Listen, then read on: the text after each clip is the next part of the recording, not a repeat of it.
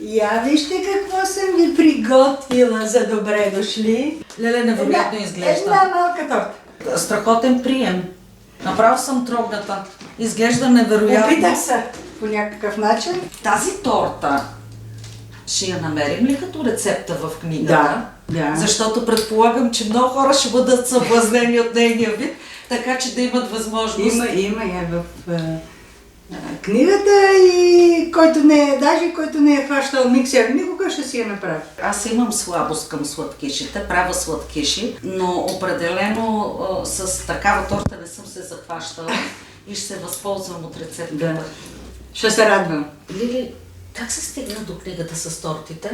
Понеже тетрадката, която имах с рецептите с коса, и аз сега да преписвам всичките рецепти, нямаше как да стане. И една приятелка ми казва, можеш да издадеш книга, без да преписваш рецептите. И аз казвам, аз мога ли да издам книга? Можеш. И ми даде сила. И аз започнах да правя тортите, да ги предлагам и да приемам критики. Естествено, не са хубави неща. И така, полека-лека, с голям труд, 2 години, 500 торти, изядени, рекламирани. Това е рекорд. Да. И така, полека-лека направих книгата. А как да се получи този интерес, твой интерес към тортите? Имам го от малка. От малка още като момиче на село, с баба, с мама. То тогава нямаше толкова много неща като сега. Обикновена торта си знаех. Обаче като дойдех в Гърция, желанието ми се усили още повече. И се записах за курс да изкарам, за да се усъвършенствам. Защото това, което знаех, то беше любителско. Нямам сладкарско училище. И заедно с работата, която работех, ходих и на курс. Добре, че курса беше в неделя, защото тогава имах репо. Ти обичаш явно да си изпълняваш, да си осъществяваш желанията. Идването в Гърция желание ли ти беше? Не. Дойдох за 1 година и останах. Обаче бях много упорита. Нямах нужда от икономически, бях добре. Но викам 1 година ще отида, ще си поработя и ще се върна да видя как е в Гърция. И първата ми работа беше в Елевсина при баба, вътрешна работа, която ми беше много трудно, затворена, само в неделя почивка. И това аз бях свободна в България, както всички жени са свободни. Това ми беше трудно, обаче успях. Чантата ми беше, не бех още извадила нещата и викам да се връщам или да оставам. И останах. Бех упорита. Нямаше много хора тогава. 96-та, на 8 марта. Като за празник. Сама на Стъпнова Риси. Дойде само една приятелка да ме прибери и оттам вече сама съм се оправила за всичко. А ти имаше предварителна оговорка с... Имах една приятелка, беше на вътрешна работа, дойде, взема, заведе ме в къщата и след това в една графия за работа и оттам съм се оправила сама. Първата ми работа е вътрешна работа в Елевсина 3 години. След това в Илион, друг квартал, пак вътрешна работа, още 2 години. Това значи, че се грижиш за болни, за деца, за възрастни, да правиш компания, но работиш цялата седмица, почивен ден, само един. Може и да е през седмицата, може и да е неделя, може и да е събота, но е само един ден. Работният ден е 24 часа си на разположение на хората, които си в къщата, на болния, на детето, независимо. Това е. Живея в същия дом, храня се там спа, там абсолютно всичко. Но хората, които съм работила, всичките просто късмет, възпитани хора, добри, не сядаха на масата, не започваха да ядат без да съм седнала аз. Никога не са починали без мен. Ти имаш почти 25 години трудов стаж тук. През цялото това време с осигуровките, как вървяха нещата? Здравно, пенсионно осигуряване. Имаш ли за тези години? Имам, но нямам за всичките. Само за определени работи, които съм работила. А последната вече работа, която работих, си плащах сама осигуровката и така успях да взема някаква малка пенсийка, но и на това съм доволна. Имах проблем с гушата и съм доволна от здравното лечение в Гърция. Аз плащам по-малко за лекарства. 25% плащам, а 75% ми плаща държавата. И изследванията по същия начин. Плащам само малка сумичка. Не съм имала нужда да влизам в болница за нищо, но от други жени, които се познавам, нищо не са си плащали. Лекувани са, да, дори и без осигуровка. А в България всичко се плаща. Защо остана в крайна сметка? Хареса ми, запознах се и с други жени, имах компания и икономически погледнах, че добре се справям. Хората бяха много възпитани, много добри и може би и за това не бях попаднала на лоши хора. Минаха 3 години и свикнах. И след това дойде сина ми, но първо изкара казармата и тогава. Да, той все още ли е тук? Не, той седя 10 години и се прибра в България. Защо се прибра? Защото икономическата криза, за работа за мъже говоря, за жени се намираше, но за него беше трудно. Коя година беше това? Преди 10 години си замина той. Работеше всякаква работа и той. Както и аз, нямах проблем с работата. А в България каква беше твоята професия? Или поне твоята последна работа? Последната ми работа беше кранистка в домостроителен завод Плевен, където работих 15 години. А потърси ли такава работа в Гърция? От началото ми беше трудно. Мислех, че няма да мога да намеря.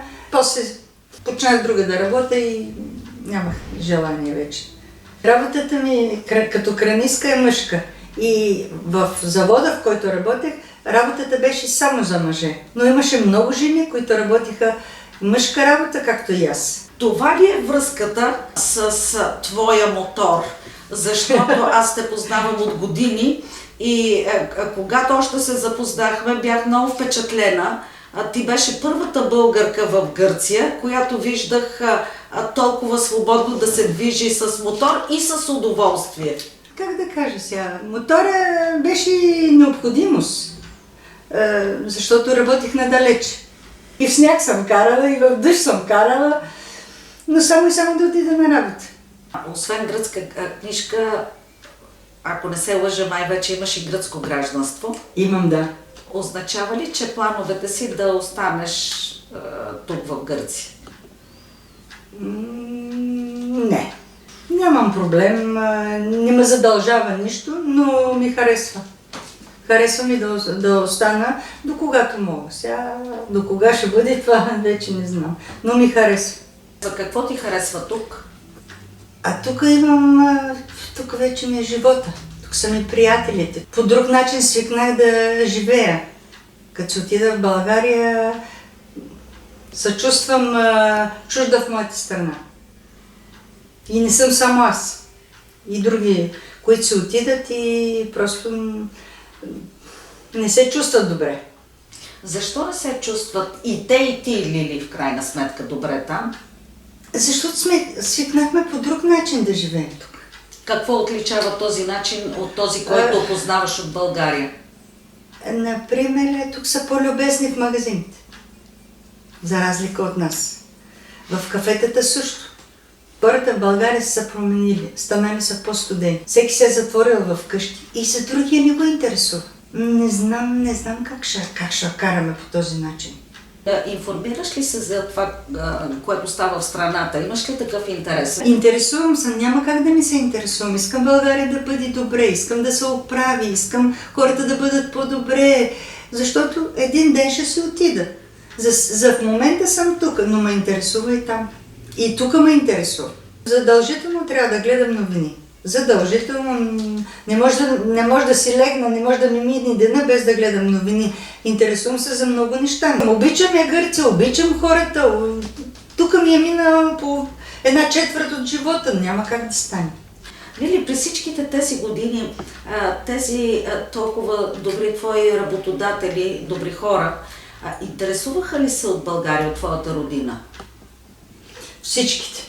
Всичките се интересуваха, знаеха политиката на България, четеха вестници и съжаляваха ни, че сме дошли. И при един дядо бях и той казваше: на българските жени трябва да й направят паметник, защото се трудат много и просто изпращаха това, което, не всичко, което спечелят за останалите от семейството, които са в България, да помогнат.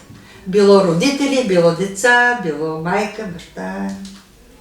Това е. Лили, като български и като гръцки гражданин имаш право да гласуваш, освен на общински и на парламентарни избори. Ползваш ли се от това твое право? Да, гласувам. И за двете страни? Да. С гърците имаш чудесни отношения. А поддържаш ли връзка с нашите сънародници тук в Атина? Имаш ли българи приятели тук? Имам българи приятели. Бях член на... И сега съм член на клуба на културните дейци Нов живец.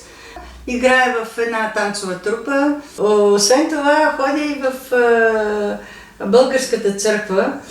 Там се събираме пак с българи и много пъти сме участвали в празниците на църквата, за да помогнем на нашата църква. Ако ние не отидем, българите, които сме в Атина, то няма друг кой да отиде. Там се срещахме и сега пак ще имаме празника на църквата, пак ще участваме.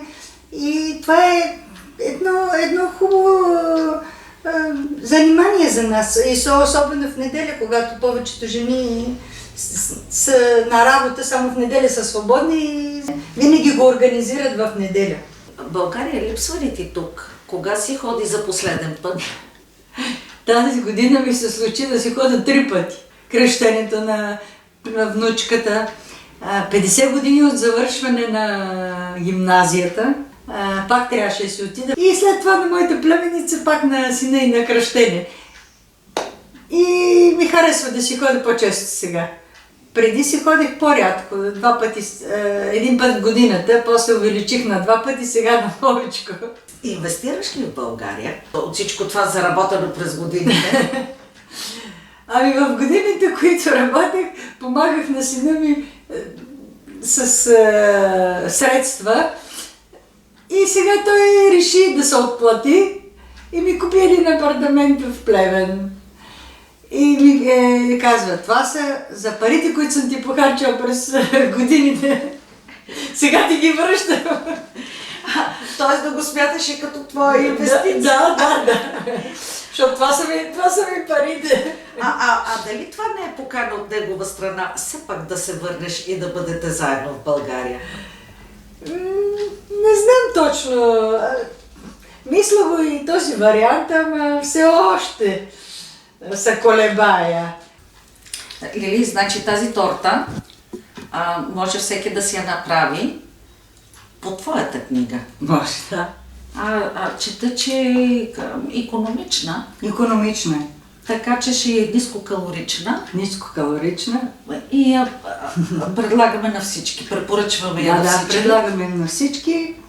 Дори да няма талант по тази книга. Който има желание да я направи, по моята книга може да си направи много неща. Невероятен труд. Надявам се вече и полезен и за сънародниците ни, не само в България и не само в Гърция. Остава да пожелаем сладък престой в чужбина с рецептите на Лили. Пожелавам на всички българи, цял свят, престоя да им е сладък, като моите сладки вълшебства от книгата.